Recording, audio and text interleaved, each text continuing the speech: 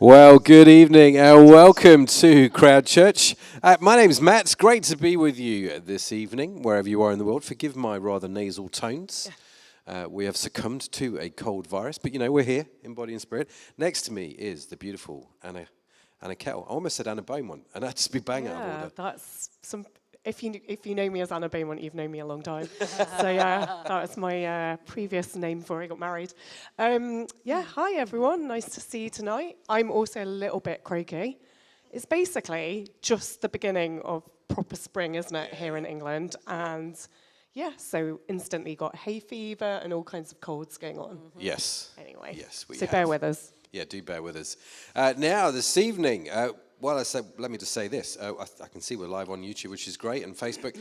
So do say hi in the comments. Let us know where you're watching from. And as we go through the service, if you've got any questions about anything that's said, write them in the comments because we're going to do conversations. I can hear myself twice. Laura, who you can't see, in the audience, sat here just listening to the YouTube video of me. So anyway, slightly off-putting. So very warm welcome to you. Like I say, put your questions in the comments. We'd love to get to those, especially during Conversation Street. We are going to be doing that tonight. We have the beautiful, the all-round amazing person, which is Sue Uddin speaking. I'm very excited. It's been a few years, Sue, hasn't it, since you were at Crowd? It really has, actually. Yeah. Probably too many. I loved it and missed it. Yeah. Well, it's good to have you back. Thanks, Matt. So we've got Sue doing the talk. Now, before Sue gets into that, let me just give you one quick notice, if I can, and that is this Wednesday, we are starting a brand new Alpha course. Yes, we are. So the Alpha course is like a 14-week, I think, introduction to the Christian faith. So if you are new to the Christian faith or if you have questions about the Christian faith, you've not yet decided to become a Christ follower, but you've got a lot of questions, you want to know more. It is super low-key, no pressure, a safe place to learn more about the Christian faith, a safe space to come and ask your questions. It's going to be online, Wednesdays, 7:30 British time in the evening, and also in person. If you're in Liverpool, you can come join us in person. More information is available on the website, which is www.crowd.church. I was just counting how many W's I said then. I think it was right. It's crowd.church/alpha, and it will have all the information on there. Or you can just follow the links on the website. But if you want to know more, if you want to sign up, go to the website and let us know, and I'll send you all the information. It'd be great to see you in there. So let's have a look. We are live. Yes, we are. Although my YouTube's not working. No, my Facebook's not working. Oh, well. Anyway, I'll fix that. In the meantime, should we have Sue do what Sue does? Yeah, I think we should pass over to Sue. As interesting as your commentary on what is and isn't working on your screen in front of you might be. Do you want to introduce Sue then? Let's pass it over to Sue. Yeah, Sue is just an amazing woman that I've known for around more than 20 years, I'd say, of my life now. And she is just a great speaker, an all-round great woman, actually. Just a woman of God who I've always looked up to and learnt a lot from. So I'll pass over to Sue.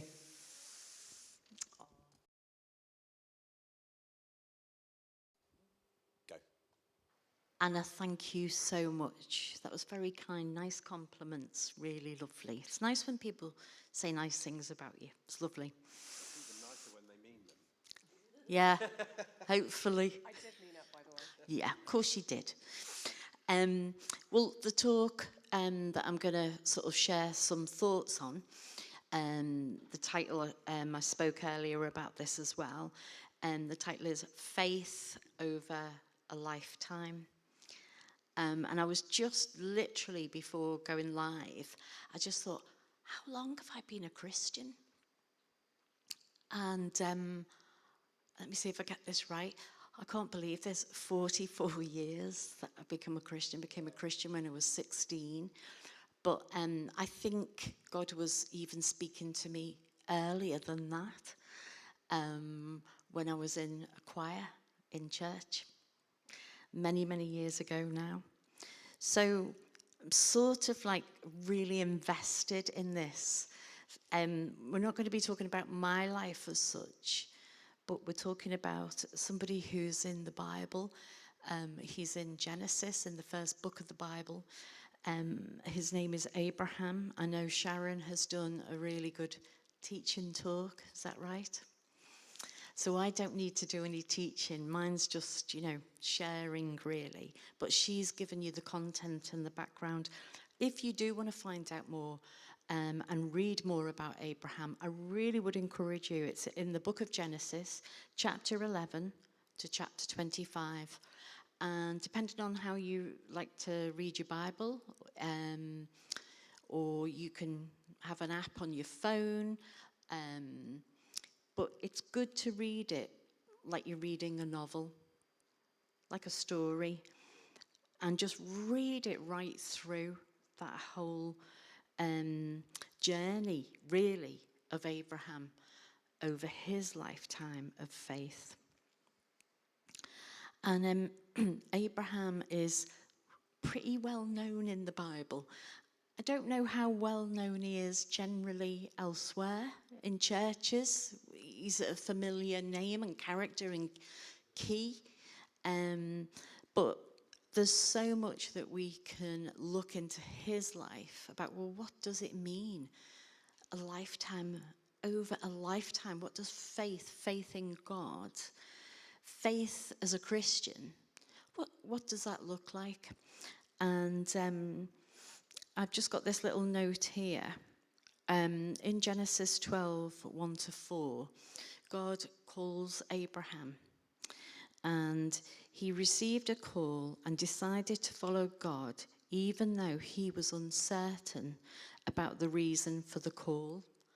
So then it says in the book of Hebrews, which is in the New Testament, Hebrews chapter 11, verse 8, by faith, Abraham, when called to go, he obeyed and went, even though he did not know where he was going.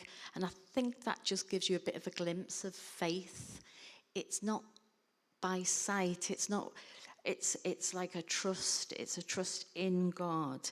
When God speaks, and just like with Abraham, he obeyed, even though he wasn't sure really where God was saying for him to go. So I was just thinking more about this. And I don't know how you feel, but I think there's quite a pressure in society. Thinking about even applying for jobs, how we present ourselves to people.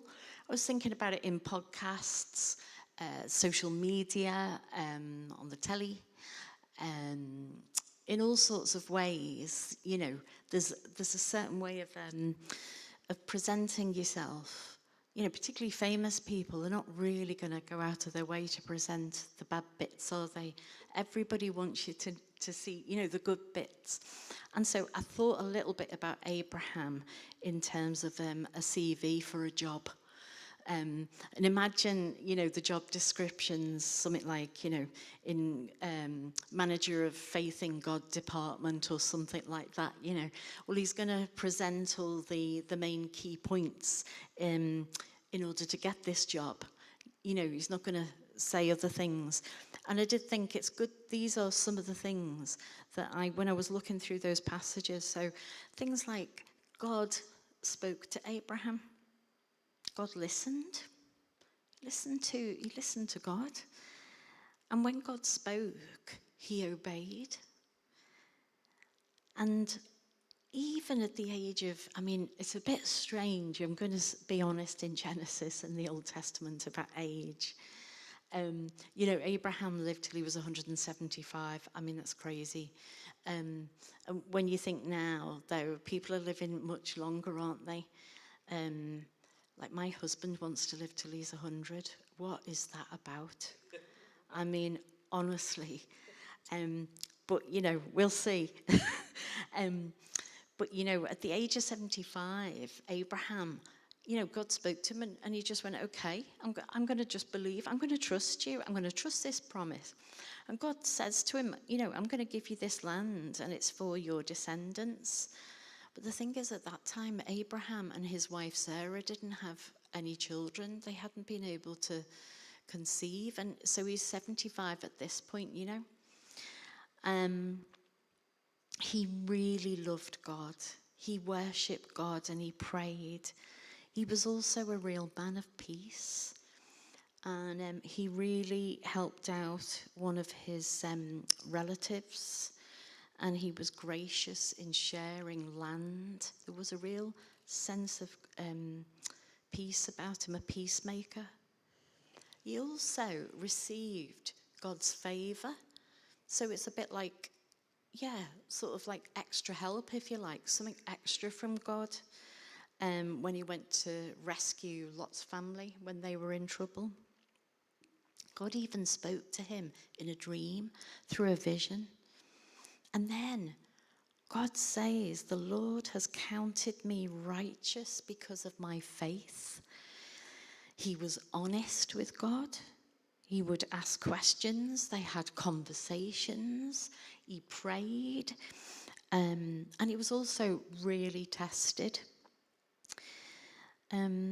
Something quite strange, really, in Genesis, that God actually, in the end, asks him to sacrifice his only son, which that is a story in itself, that God eventually, I think it's at the age of 100 eventually, his wife has a son, Isaac. And God he doesn't go through with it. God intervenes, but he's willing, but he's tested in that situation. And I don't know what you guys think and what you're thinking. You could be thinking two things, or I was thinking this anyway, that, you know, this life of faith, you just think, well, that's just unattainable. That's just almost like perfection. And what do you do if you get it wrong? And what do you do if you can't always obey and trust? What do you do when you're waiting and waiting for an answer to prayer? And you're like, I can't trust like Abraham did. Well, I'm really pleased to say that as well as all those amazing things about Abraham, there were also an awful lot of other things that really describe the ups and downs of a lifetime of faith, because it describes his humanity. And this is where, if I'm really honest, this is where I get great comfort, because this is about not having to perform or just put on your best show for God or for others. You know, faith over a lifetime, it's not sanitized. It's not some linear journey. We're not robots that just go believe, obey, trust, you know. It's not like that. It's a relationship with God. And when things are going really well for Abraham at the beginning, you know, he hears God and he obeys and he steps out and it's all really good. And then all of a sudden there's like famine in the land and there is chaos and he's forced into another nation, into Egypt. And so he's had these promises, he's been worshipping God, traveling along this journey, and then also all of a sudden there's just mayhem, chaos. And interestingly, what happens to Abraham, he sort of, really he forgets God, and he's really frightened for his own life. And interestingly, from what you read in scripture, he doesn't talk to God about those fears. He just decides to make his own plan and decides to lie and basically decides really to go for self-preservation, panic, fear, the uncertainty, all of these things which are such part of our humanity and so normal in life. And that's what, strangely, I take encouragement from, is the realness of Abraham, that he wasn't some perfect robot, you know, just trusting all of the time, that he did have different responses. But you know, God didn't say to him, that's it. You know, I've been speaking to you and making promises. Off you go, Abraham, you've had your chance. That's not what happens. And God continues his relationship with him. And then there's even more situations as they go along as well, where 10 years later after this situation, at the age of 86, his wife Sarah says, "The Lord has prevented me from having children. How about we make this plan and let's think of a different way? We know God's obviously promised us, but for some reason, he's decided not to follow through on it. It's not happened all these years later. So why don't we help God out? Why don't we put a plan in place?" Don't know whether you've ever felt like that just generally. You just think, this isn't working. I've been waiting. This is going on. Right, okay, I've done it in so many situations. I've done it with cars, making crazy decisions, all sorts of things, you know, where you just, and then you look back and you think, what was I thinking? In fact, actually, I wasn't thinking. I was just like reacting. And so Abraham agrees with Sarah's proposal. So it's like he's sort of forgotten again and goes off with a different plan. And it's a bit of a theme, really, the human side alongside his heart of faith with God. And I don't know about you, but I take a lot of encouragement from that. Because when I think about my own walk, if you like, as a Christian, also Abraham's walk, it wasn't just in a straight line. He had to double back and come back to places. And I would say the same, that my journey hasn't been like some straight line and everything's been tickety-boo. It's like been wiggly lines, and some of that has been circumstances, things that have happened which are really difficult, that we all would identify with, whether it's in grief, when we lose someone so close to us, you know. For me, I lost my mum when she was 64, which is, you know, is quite young, really. All sorts of different situations, testing, you know, challenges like loads of us at the moment with finance and bills going up and all those different things. There are lots and lots of areas where we're tested. And, you know, there's some times where I have turned to God and said, I need you, Lord. Could you provide this? And all of a sudden, I've just got a load of memories, which is going a bit off-piste. So I'm going to just give you a couple of testimonies in the midst. But before I do, I just want to read this incredible passage in the book of Isaiah, which is also in the Old Testament. Now, God is speaking to Israel, and he says this, "But as for you, Israel, my servant, Jacob, my chosen one, descended from Abraham, my friend." Wow. With all the highs and the lows, that faith over a lifetime, all the mistakes, all the different things in the midst. And God calls Abraham his friend.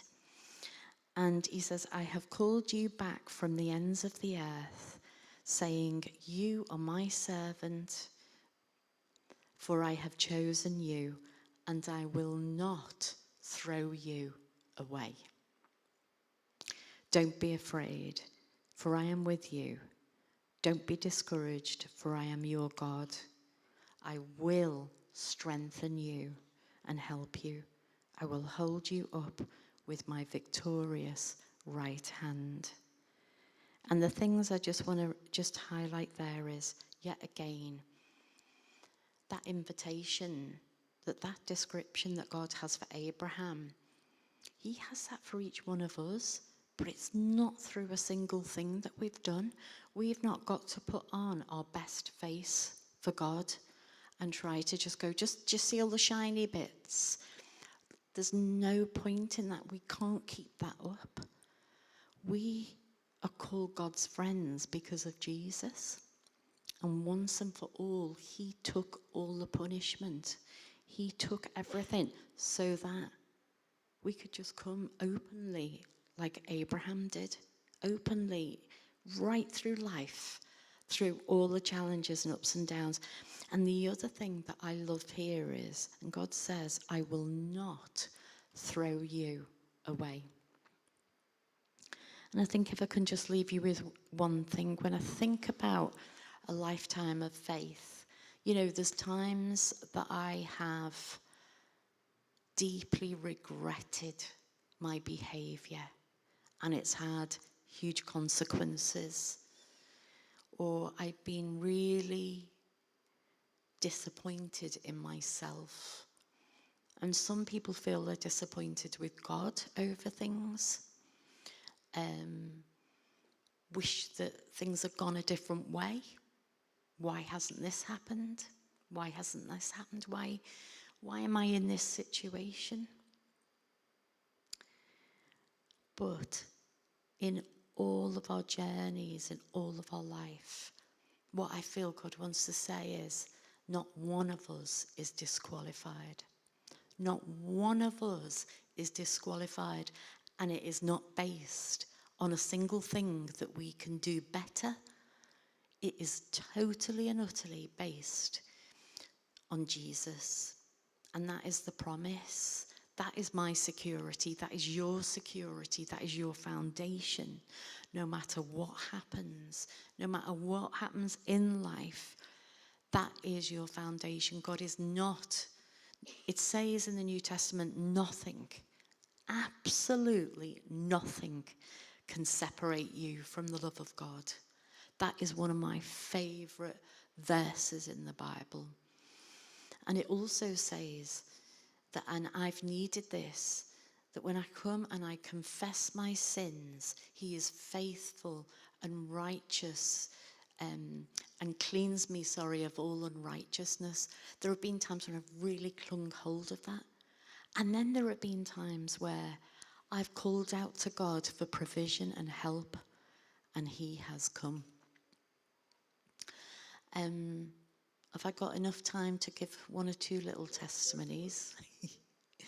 You know, when I think about some of the times in my life where I've maybe felt, you know, as a Christian, you know, real testing times financially, and you think, oh, this isn't really a good image as a Christian. Do you know what I mean? And of course, God's just really done a really good work where I'm just like, yeah, this is me, and it's all about God actually, and that God's met me in the midst. But I can remember one time that I only had, I think it was £20 for the week for food, and it was around that. This was before the last couple of years where they've got a little bit more stingy, you know, with the labels in the supermarkets. But you used to be able to get some great bargains in Marks's and that. I mean, literally like 7 pence for gorgeous grapes and crazy cheap. And so I just prayed, 7 o'clock at night. I just went, okay, Lord. Went in, and I came out with 4 carrier bags full for £20. And it was just one of them moments where I went, oh, God, what a miracle. What a miracle you would do that for me. Isn't that amazing? Then I remember another time in a supermarket that I was another load of bargains in Marks's. I don't go in there normally unless it's for the labels. And I was there, and this lady started chatting to me, and I said, oh yeah, I'm just really thankful to God. I've just managed to get some real bargains. And she said, why are you thankful? And I said, well, just, you know, on a budget, and this is what all I can afford. And she said, well, I'm going to pay for your shopping. And she was a Christian. And she said, I want to bless you. So these incredible things can happen. And often I feel like God says it's almost in the detail. It's in the small details where some of the big things are still problems. You still may have the big challenges. But in the little things, if we just come to God in the moment. And there's been lots of times where, you know, we've forgone a lot. And I can remember having to go through a time of really coming to God for gratefulness, and with our dishwasher. And then God just started to say, just thank me for the dishwasher. Be grateful for what you've got. And so it was like one of these phases, God, I thank you for that old manky dishwasher. No, I'm sorry, Lord, I love my dishwasher. But just, just cultivating in my heart. These are some of the stories along that lifetime of faith where it's become real and living and vibrant. And also times where I've realised I've needed to forgive people and God has helped me. So it's such a mixture on that journey. So I just really want to finish again by saying that, wow, what a privilege to be called God's friend. I mean, what a privilege through Jesus. And that not one of us is disqualified. Not one of us is thrown away. God wants every single one of us to be drawn into a relationship with him through Jesus, not through a single thing that we've earned. Thank you.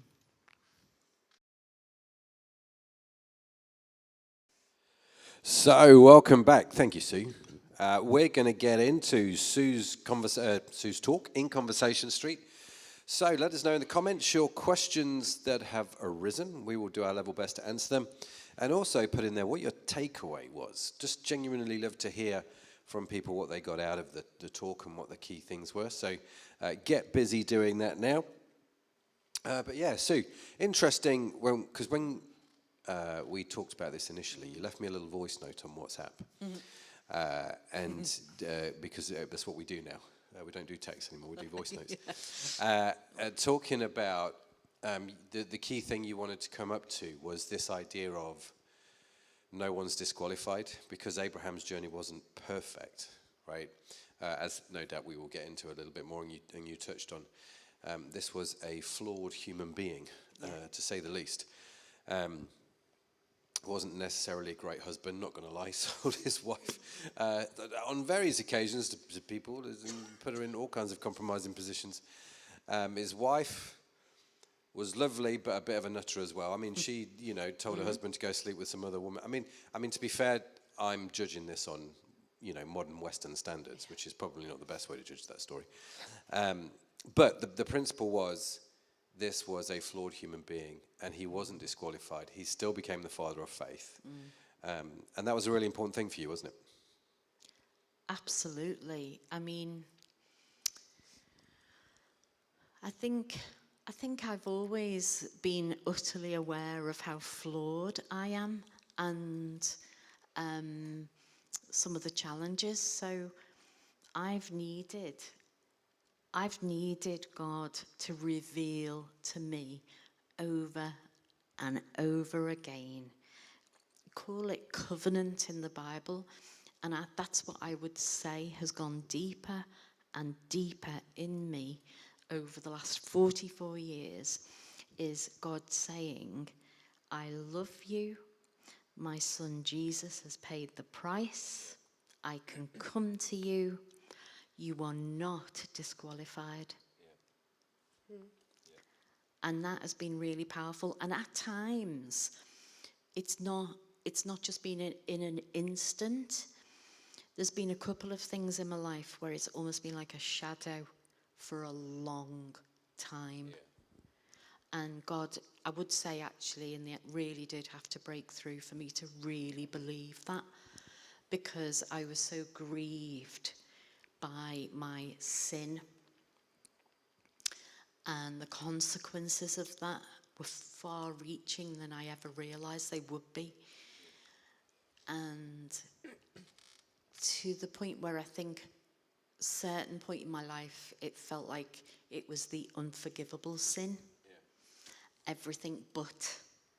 And I don't know if you can identify with that, but everything but that. And it really took people praying for me. Yeah. It took it just took the grace of God over time, and suddenly it came to a point after years of going, I am forgiven. I am forgiven in this. Even though I believed I was forgiven because of what Jesus done on the cross, I really needed it in that area. Yeah. Well, it's interesting you say that, because one of the comments, lately I felt disappointed in myself as well. And sometimes I think I can trick God into pretending I'm okay. Yeah. It's an interesting idea.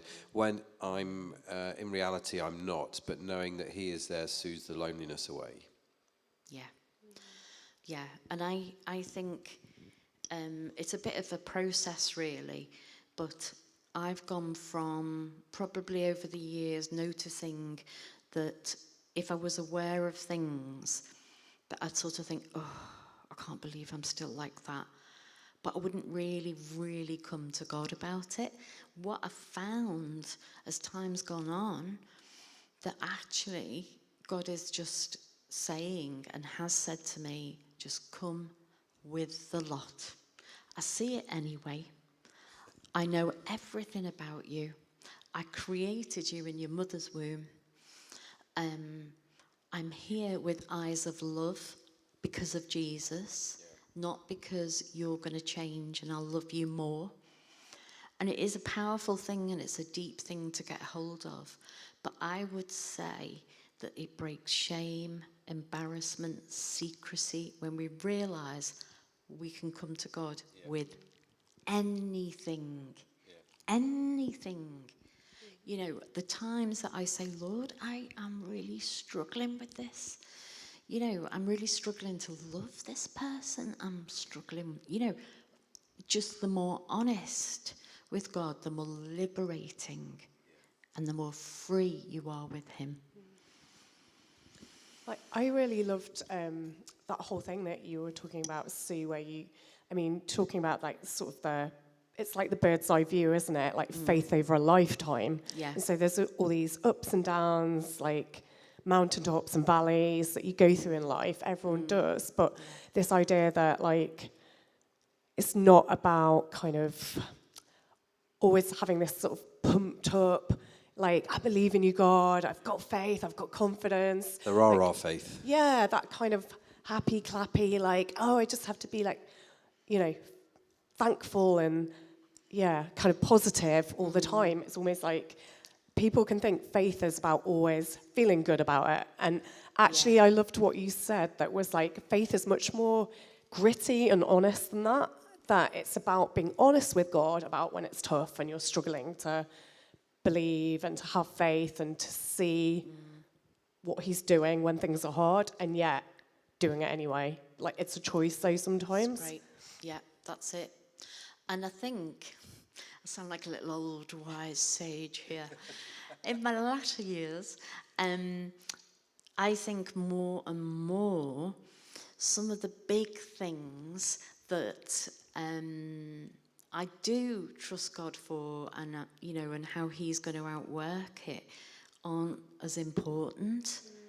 I feel like it's much more to do with just knowing that God's just for us, and it's not based on our circumstances, and that we can just be real. It's almost for me actually, I feel like it's more about the condition of my heart, which is where the grittiness, the honesty, being real, transparent, humble, much more than the outcome, weirdly. Well, it's interesting because, I mean, we're talking about Abraham, and Abraham in Romans, the book of Romans, which Paul wrote to the church at Romans. So this is in the New Testament now. Yeah. Abraham's story is covered in the Old Testament, but in the New Testament they talk about him. Yeah. And one of the things that Paul says in the book of Romans about Abraham was when God came and promised him to be the father of many nations, he acknowledged, or he considered, the Bible says, that his wife's womb was as good as dead, and that he was an old man, right? In other words, he saw the circumstances. He acknowledged them. He didn't deny them. He didn't bury his head in the sand and think, oh, you know, let's just ignore them. Maybe it'll be all right. He actually acknowledged them. He thought about them. He considered them. But he believed God in spite of them. And I think there is this real raw honesty with faith which says, yes, I am aware of the craziness that I am in, but God is faithful and I trust him anyway. I think that actually is the essence of faith, isn't it? It's the acknowledgement that life is not all sunshine and rainbows, but in the midst of it, in this season, whatever's going on, we can trust God, right? Completely. And with that comes a peace. It says in the New Testament that God can give us a peace that does pass all understanding, a peace that just does not make sense. It's illogical. There's a joy, there's a hope. And yeah, it's like you see what's going on, but it's something that's beyond that. And I think that's the best part of a lifetime of faith, really.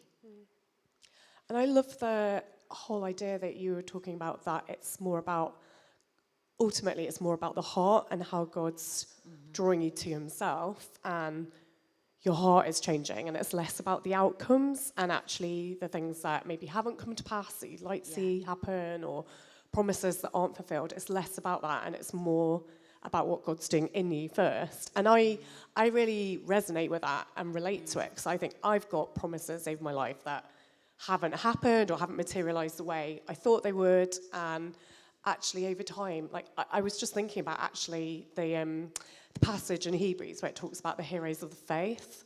And at the end of that, so it lists all of the heroes of the faith, which Abraham's like right near the top, isn't he? And then at the end of that passage, it says, but not one of these people received all that God had promised them. And I just think, wow, and yet they believed anyway, and they walked in faith, and they did amazing feats with God, but they didn't see in their lifetime everything that God had promised. But then the passage finishes, because it's together with your faith that it will be made whole, that the story will be complete. And I'm paraphrasing that, like look at the passage, but it's, I don't know, I think that's really true. It's like, actually, Abraham was promised descendants as many as the stars, right? And he didn't see that in his lifetime, but that is still being outworked now in our lives. And that kind of blows my head a bit. But that's the other thing about God. He's working in such a bigger sort of time and space than what we see, which is just our lives right now in front of us. And God's, perspective is so much bigger, isn't it? It is. He has a very different view of life, I feel. And if we can get that. Paul said we know in part, we prophesy in part, didn't he? In other words, and he said we sort of look in this mirror and it's sort of dimly lit. We don't see everything. And you're totally right. We sort of, in a lot of things in life, we see a very tiny fraction of a massive picture. The only way I know how to describe it, I've mentioned this before on Crowd, is if you go into a big park, and you focus in on one blade of grass, and that represents your whole life, that's what you see. But what God sees is the entire world at the same time throughout every single year of eternity. That's a big difference, right? It's a big perspective difference. One of the questions, Sue, that came in, and I'm curious to know your thoughts on this as well. What is the difference between just good luck and God answering prayer? So was it just good luck that woman happened to be in what you call Marxies? Was that just good luck? M&S to anyone else who's not from Liverpool. And if you're outside of the UK, M&S is just this sort of really high-end posh supermarket, and Sue just sort of fits right in. So it's one of those where... Do you know what? Just before you go any further, I'd just like to say that I feel like I need to go shopping with Sue, because I can barely get like 3 items for 20 quid anymore. So honestly, like 4 bags worth of food. So yeah, I need to go shopping with Sue and Lynn. Go little Sue way. Plan a date. So yeah, how do we know it's not good luck? Or is it good luck? I mean, I'm curious to know your thoughts on this, because I think it's a really relevant question. Is it all just a big fat coincidence? Yeah, well, I don't know. I can't speak for other Christians and things like this, but for me, it was God. It was God. I was just prayerful generally, and he knew my needs. And it was such an amazing encounter out of the blue. And I just was so full of gratefulness and just thank God. I do think at the same time, like say for instance, my family, some of my relatives have been incredibly generous to us as a family over the years. And I think I am really grateful for that set of relatives, if you like, to be in a family where there's such generosity, because not everybody in need has that around them. They just don't have people with any resources. I still wouldn't say it was luck, but I would say that was, I don't know what I would call it, but I would just say I'm just grateful for those circumstances. And through that, I recognise God's provision through those people. Yeah, I would say as well, I don't know if you'd agree with this, Sue, but I feel like I agree that an answered prayer could just be coincidence. It could be luck, like you pray for someone to get healed, they get better. Well, they could have, they might have got better anyway. That woman might have walked in even if he hadn't prayed and done that, maybe. But what I would say about prayer is that it's God's faithfulness time after time after time that makes me believe that it's more than coincidence, that it's answered prayer. Because I think once is a coincidence, but repeatedly is a pattern that I have come to know is God's goodness in my life and God answering prayer and responding to when I ask him for things and call out to him and cry out. And I don't know if you feel the same, that you learn to see God because there's a pattern, and it's that sort of like time after time after time, God's faithfulness. Yeah, partly, and partly actually through lots and lots of testing in all sorts of ways. I feel like God's been really refining my character and my heart and my attitude. So instead of just thinking about wants or what I haven't got, I don't know, I just feel like he's just worked something in my heart to do with seeing him provide in all sorts of ways, whether it's the sunshine in the morning, the flowers as you're walking along the road, just in so many ways. So I think it is that, and I think it's something to do with what he's doing in your heart over the years as well. Yeah, so true. And I think I would agree. I think there's just way too many coincidences. And part of me would question actually what is luck, because luck is something happening outside of the ordinary, right? So you're attributing something unusual happening to luck. I'm just giving God the glory for those kind of things. And Sharon put in the comments here, actually, the scripture from James, which says, James 1:17, every good gift and every perfect gift is from above and comes down from the Father of lights, with whom there is no variation or shadow of turning. I remember when I first became a Christian, I'd not long been a Christian. I remember I was in my room at uni, and I remember sort of starting to get my head around faith, and actually just you can trust God, and God, these things do happen. And I remember standing in my room. This was back in the day when we had Walkmans. Do you remember those days? The Walkman days? I remember them, yeah. Remember the Walkman days? For any of you under the age of 30, have no idea what I'm talking about. But we used to have, I had this Sony Walkman. With a tape cassette. Yeah, with the tapes in. And it was the yellow one, the waterproof one, so you could listen to it in the bath, which was just really helpful, obviously. But I had this Sony Walkman. I loved that Walkman. It was so cool because you'd put the tape in and it would auto-play the other side. You didn't actually have to take it out and twist it. It was state-of-the-art technology. Anyway, I was listening to some teaching tapes because that's what we did back in the day before podcasts. You would order tapes and you would listen to them. And I had these teaching tapes which were actually talking about faith. And the batteries ran out on my Walkman. So they were dead. And I was like, oh, I need to go to the shop. And now at the time, I would walk to uni. It was a 45-minute walk, and I'd listen to these tapes. 45 minutes on the way there, 45 minutes on the way back. This was back in the day when church sermons were an hour and a half, and no one really batted an eyelid. And so I was listening to, but I just thought, well, here's an opportunity.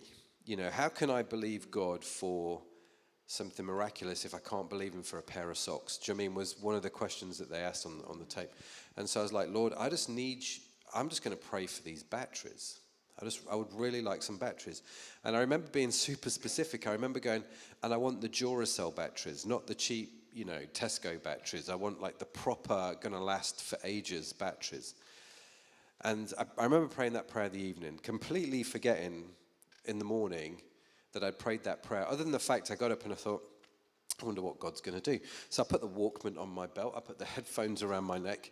And I walked out, and I suppose the worst thing that would happen would be I'd have to go to the shop and I'd buy some batteries. But I walked out of my house, and there on the wall outside my house was a pack of Duracell batteries.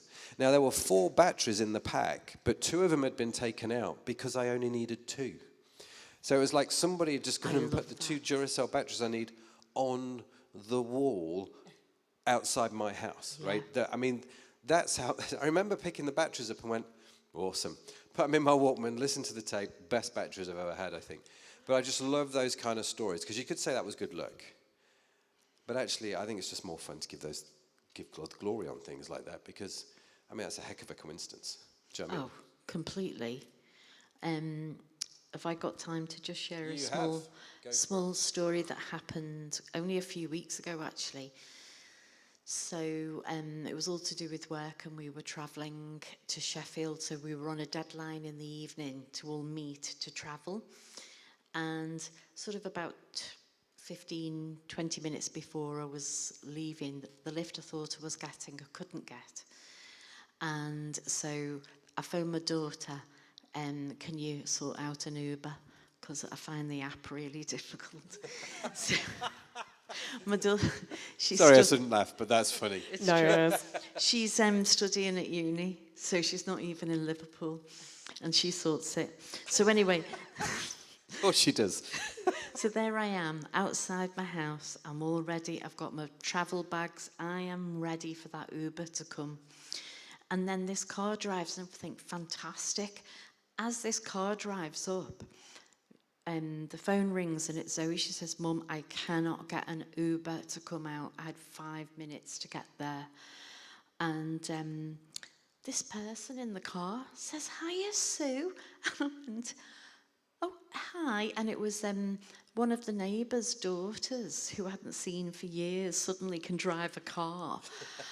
And got her sister and her friend in the car, and they're going out for the evening. And I just went, any chance you could give me a lift 5 minutes away from here? She went, hop in. And I tell you what, honestly, do you know what? I just felt like, God, you, God of the universe, creator of heaven and earth, I cannot believe that you provided that little detail for me here in Liverpool. And I hadn't even got as far as saying, God, how am I going to get there? It was just beautiful. Yeah. And that is the mind-bending thing, isn't it? That God would orchestrate batteries to be put on my wall. It's kind of like, why would he even be bothered? But apparently he is, and I quite enjoy that. Yeah. Just quickly in closing, how can we strengthen our faith with God when it feels like our life is turning against us?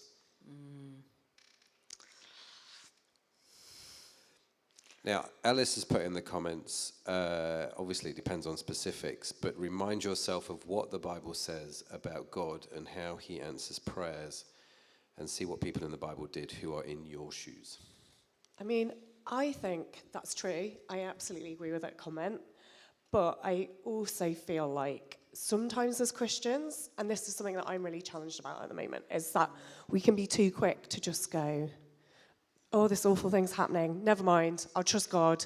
And it's almost like pushing off the negative you know, the anxiety, the stress of the situation without really, or the disappointment or whatever it might be around a situation, without really dealing with it first. So I feel like something I'm learning to do more recently is to practice lament, which you see a lot in the Bible, which is about kind of expressing your emotions to God, saying, God, I'm so angry about this. I'm so disappointed about this situation. This feels so unfair. I don't understand why this is happening. And to really be honest in prayer with God about those feelings. And then say, and then there's like a turning, and then say, and yet, I'm choosing to trust you anyway. And like not just sitting in the emotions, because then you kind of get stuck, but like saying, I'm being really real with you here, God. I'm really annoyed about this, or I'm really upset about that, and I don't know what to do. And then kind of turning back to him and saying, but I'm choosing to trust you. And I don't see it, but I believe you're God, so I'm trusting you with this anyway. And I think if people are looking for examples of that, I think Psalms is a really good place. The book of Psalms in the Bible is just full of prayers and songs of lament that David and other psalmists wrote. And I just think if you're going through a hard season of life, that is a brilliant, brilliant book to read because, you know, David didn't hold back in the Bible. He was like, oh Lord, all my enemies are against me. Like it's proper full on. Like, why are you doing this to me? It's quite melodramatic. And I like that. I like the honesty with God. Like you can be honest with God. You don't have to tiptoe around him or keep a happy face on or like for a long time, I used to feel like I had to say the right things in church and kind of pretend to God somehow that I was okay with things I wasn't okay about and kind of almost putting a performance on for God. Like God isn't big enough to know that I'm a bit annoyed or fed up with a situation anyway. Like he knows us. If God is God, then he's big enough to know what's really going on in our hearts anyway. So why do we pretend that everything's all right when it's not? So yeah, for me, that's a really, really useful tool. Okay. What about you guys? Well, just one thought I had was when that question, when everything literally is falling around you. I can remember, it just came to mind quite a few years ago when there was just everything everywhere. In circumstances, all sorts of things. But I just had this moment where I just went, okay, at the end of the day, as much as I've got so many people who love me and who want to walk with me, at the end of the day, God, it's me and you. And I've got a choice. I can either choose to pursue you somehow in this, even if it's in a very messy way, or I can just turn away and just go my own way. But it was like almost like it was like a real moment where I just thought, I don't know whether anything will ever get solved or resolved, but I'm going to go through this by pursuing you, God. That's all I felt. I think it's such an important thing. I mean, you talked earlier on, Sue, about the story of Abraham. So Abraham is this guy who God connects with, tells him to leave his land and go to a land that I will show you, right? And he spends years on this journey. I mean, years. He stops off in a place called Haran for about 5 years, kind of halfway along. But he becomes this nomad, and he gives up everything to go to where God tells him to go to. He's a faithful guy, and when he gets to the promised land, there's a severe famine. I mean, I'd have some questions like, God, what are you playing at? Dude, I've done the obedience thing. I've followed you. This is your promise. I get to where you tell me to go, and there is a famine. Yeah. And then that's when Abraham decides, well, actually, I'm going to go down to Egypt, messes things up, helps God out, doesn't do his wife any favors, but God kind of rescues him. He then comes back to the promised land. And when he gets there, the Bible tells him, the Bible talks about how he sees this land, which is like the Garden of Eden. Do you know what I mean? And it's like, that was always there. He just didn't see it. He just focused on the famine. And it took this sort of self-sabotage of Abraham, for want of a better expression, to be able to see what God saw. Yeah, and I think our journeys are so often like that. But ultimately, I think if I feel weak in faith, if I feel like my prayers aren't getting answered, I journal and I study the Bible. And I talk to Christians around me, get their insight, get their wisdom, get their prayers, and I just wrestle it out. Yeah. And I'm still here, you know. Yeah. Final comment. Ellis said, Marx is the best way to say it, by the way. Said what? Marx is the best way to say it. Thank you so much, darling. Thank you. Ellis is going, did you just call me darling? Yes. Hey, listen, thank you so much for your questions tonight. It's been great. I've really enjoyed Conversation Street. It's always good talking about these things and reminding ourselves of who God is and his faithfulness, and that we can actually trust that and believe that. Next week is Palm Sunday. So we've got Palm Sunday. The week after that is Easter Sunday. So we've got some really cool things coming up on Palm Sunday and Easter Sunday. So make sure you join us for that. If you haven't done so already, make sure you like and subscribe and do all of that good stuff. If you head over to the website, crowd.church, you can sign up to the newsletter. We just email out once a week the notes from the talk and let you know what's coming out. We don't spam you and all that sort of stuff. We just send you nothing but goodness. Oh, yes. Nothing but goodness. So that should be the name of the email, I feel. But yeah, any final thoughts in closing? Sue? Oh, do you know, we'll never work it all out. God is all-knowing. He says that his thoughts are higher than our thoughts. His ways are higher than our ways. Or And I think there is a peace in that, in realizing we're not God. Funny enough, we can't work it all out. We can't sort it out. We can't be in control of everything. It's a great place to get to. Surrendering all your control and putting your trust in God. Yeah. Very good. Anna? I think the thing that stands out to me is just the idea that we don't have to be perfect. We don't have to get it all right. We don't have to, we don't have to be great Christians all the time. You know, like Abraham got it right and he got it really wrong, and God still used him and still did incredible stuff through his life. And I just think how encouraging for the rest of us who are very average, including us sat here. And I just think there's loads of grace for us when we get it right and when we get it wrong. And I'm so thankful for that. So true. And I think for me, the final thought would be this, that Sue brought. It's a lifetime of faith.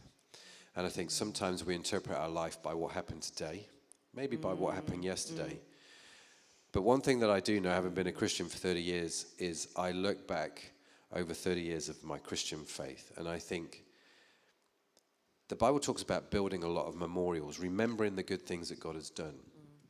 And you can do that, and you can look back over your life, and I think there is something about being in this for the long haul and going, yes, today is not great.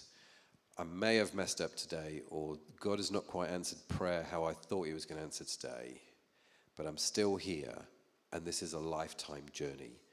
And seeing it as a lifetime journey, which actually spans then into eternity, is a really important point, because I think in the world which we live, everything is measured in the short term. It really is, right? Our success is measured in the short term. Our salary, everything, it's all very short term.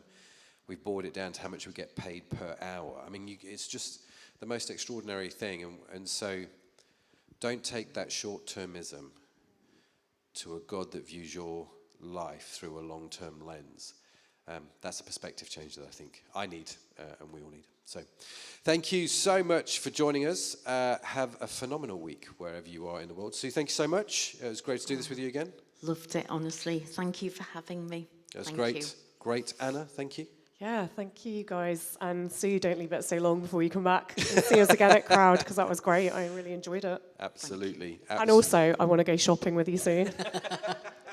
To Marx's. We'll all meet in Marx's. Yes, we'll send out an email.